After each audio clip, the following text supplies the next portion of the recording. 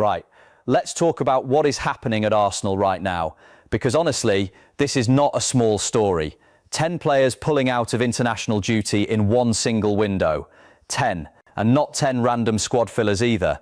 We are talking about some of the most important players in this entire team. If you are an Arsenal fan, you need to sit down and really think about what the next few weeks could look like, because it is not pretty. So what is actually going on? Let me break this down properly, because it is easy to panic without understanding the full picture. Over this international break, Arsenal had player after player dropping out of national squads. Declan Rice and Bukayo Saka both withdrew from England. Gabriel and William Saliba missed their Brazil and France games. Noni Madueke, who only joined us in January, picked up a knee injury playing for England. Piero Hincapié pulled out of Ecuador. Martin Zubimendi left the Spain camp. Leandro Trossard missed Belgium duty. Jurriën Timber did not travel with the Netherlands. And Martin Odegaard skipped Norway games to focus on his own recovery. That is a full starting lineup worth of players either injured or being carefully managed, in one window, at the worst possible time. The fixtures coming up, and why they matter so much. Look, if this was a quiet period in the season, maybe we could breathe, but the schedule Arsenal are walking into right now is genuinely one of the most important stretches of the entire campaign. First up, Southampton away in the FA Cup on April 4th. Yes, Southampton are bottom of the Premier League, and yes, on paper that should be comfortable. But football does not care about what is on paper when your squad is held together with tape. Then comes the big one, Sporting CP away on April 7th.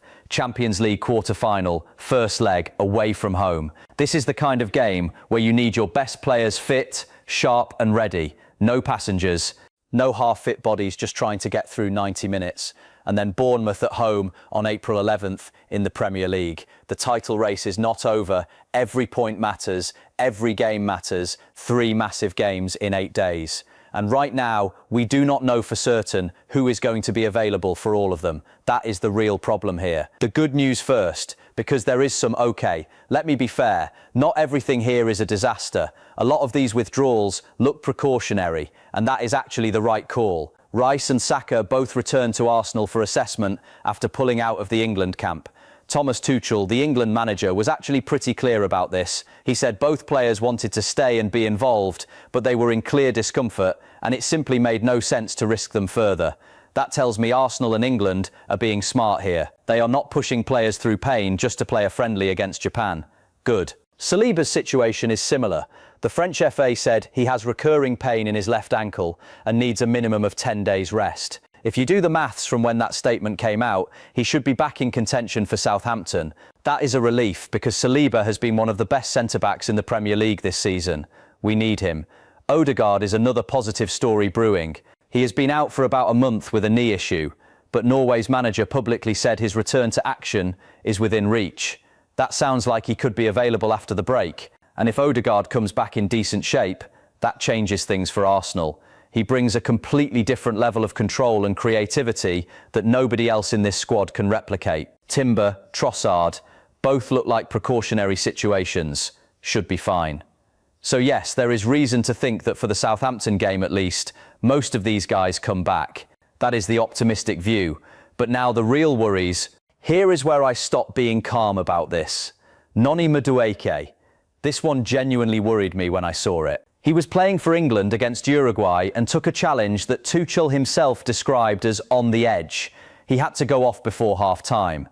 And when he was spotted afterwards in the mix zone, he was limping and wearing a brace on his left knee. Now, Tuchel did say on Monday that the scans came back slightly better than his feeling. That is slightly reassuring.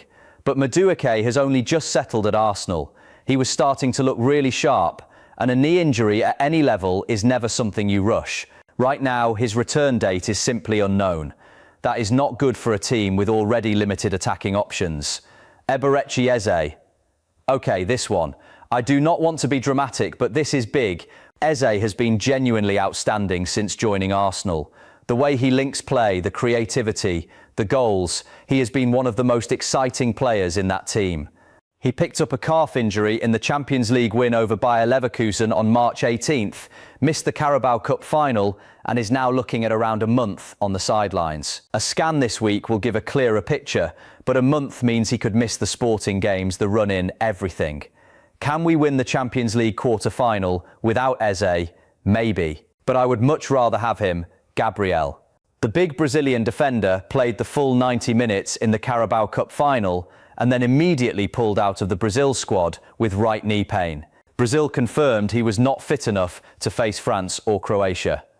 Arsenal are assessing him. We do not have a timeline, and losing Gabriel alongside Saliba, even temporarily, would be a huge defensive problem. Mikel Merino, he had foot surgery back in February, and the honest truth is that his season might already be done. The report describes it as a race to be fit this campaign. Merino was supposed to add real steel and quality to that midfield. His absence has been felt every week since. What does Fabrizio Romano say? Now here is something worth adding into this conversation. Fabrizio Romano, the man who basically runs football transfer news on the internet, has previously confirmed that Arsenal were monitoring several midfield options heading into the summer window. Given what we are seeing right now with Merino's injury and Odegaard's fitness concerns, it would not surprise me at all if Arsenal used this summer to strengthen the engine room. Romano has consistently linked Arsenal with a more proactive approach to transfers under the direction of Sporting director Eze, and the injury situation this season has only highlighted how thin the squad can look when things go wrong. Is Arsenal going to panic buy in the summer because of this? No. Probably not. But the injury list we are looking at right now is absolutely going to influence what happens in the next transfer window. When you have Merino potentially done for the season, Eze out for weeks, and question marks over players like Gabriel and Madueke, that is the kind of evidence that lands on a Sporting director's desk and shapes decisions. Would you back Arsenal to make a big signing in central midfield this summer? Drop that in the comments. The Carabao Cup final shadow. There is something else we need to talk about. Arsenal just lost the Carabao Cup final to Manchester City. That was a painful defeat. City are always hard to beat, we know this, but losing a final hurts regardless of who it is against. And now, coming out of that loss, the squad is walking straight into a war on three fronts with a battered injury list. The FA Cup, the Champions League, the Premier League title race. All still alive, all requiring maximum effort and maximum quality. Arteta is a brilliant manager. I genuinely believe that. But even the best manager in the world cannot play players who are not fit. He cannot manufacture quality out of thin air. The next few weeks are going to test him like they have not been tested in a long time. Does he rotate against Southampton and risk the upset? Does he play his strongest available team and risk burning people out before Sporting? These are not easy decisions, and there is no perfect answer. A fan's honest take. Let me be real with you for a second. I am not fully panicking. Not yet. The fact that so many of these withdrawals are described as precautionary is actually encouraging. It suggests Arsenal and the medical staff are being responsible rather than reckless. That matters, but I will not pretend this is fine. 10 players out in one window is not fine. Madueke's knee, Eze's calf, Merino's foot, Gabriel's knee. Those are real problems, not squad rotation. And the timing, right before the Champions League quarter-finals, is genuinely alarming. What I keep coming back to is this. Arsenal were brilliant to even get to this stage of the Champions League. A quarter-final against Sporting is a fantastic achievement. But to actually go deep in this tournament, you need everyone available and firing. Right now, that is not the situation. The questions I want you to think about, let me throw some things at you because I want to know what you think. If Madueke is out for the Sporting games, who starts on the right wing? Saka, presumably, but Saka himself has only just come back from discomfort. Is that a risk worth taking? Can Arsenal realistically win the Champions League with Eze missing for a month? He has been that important. Think about it honestly. If Gabriel is not fully fit, do we trust Kiwa or White to step up alongside Saliba in a Champions League quarter-final away from home? That is not an easy ask. And what about the Premier League title race? City are always lurking. Every point dropped from here is a gift to them. Can Arsenal keep the pressure on while dealing with all of this? I am not saying these questions have bad answers. Maybe everything lands fine. Maybe Rice and Saka are both brilliant against Sporting and we win the first leg. I want that more than anything.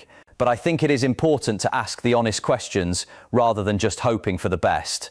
What needs to happen now? Arteta needs to make smart decisions over the next 10 days. Southampton is a chance to rest the players who need rest and get minutes into the legs of those returning from injury. Odegaard especially needs game time before Sporting. You do not just throw someone back into a Champions League quarter-final after a month out without any warm-up minutes. The medical team needs to be absolutely transparent with Arteta about who is genuinely ready and who is not. No half-fit players against Sporting. That is a recipe for making injuries worse. And the squad players, the ones who are fit, need to step up. This is what squad depth is for. This is why you build a 25-man squad. Somebody needs to grab this moment. The honest truth. Lean back, speak to camera directly. Listen, Arsenal fans, we have been through difficult moments before. We know what it feels like when things pile up at the wrong time. But here is what I will say. This squad under Arteta is genuinely different from what we had 5 or 6 years ago. There is real quality here. There is belief. And the fact that we are still competing for the FA Cup, the Champions League, and the Premier League title all at once, despite everything, that says something. But this injury situation is real. It is not spin. It is not the media being dramatic. 10 players down at the worst possible time, with some serious concerns around the ones who matter most. What happens in the next 2 weeks will define a huge part of this season. And honestly, I cannot wait to see how this team responds, because that is what good teams do. They respond. Make sure you are watching. This is about to get very interesting.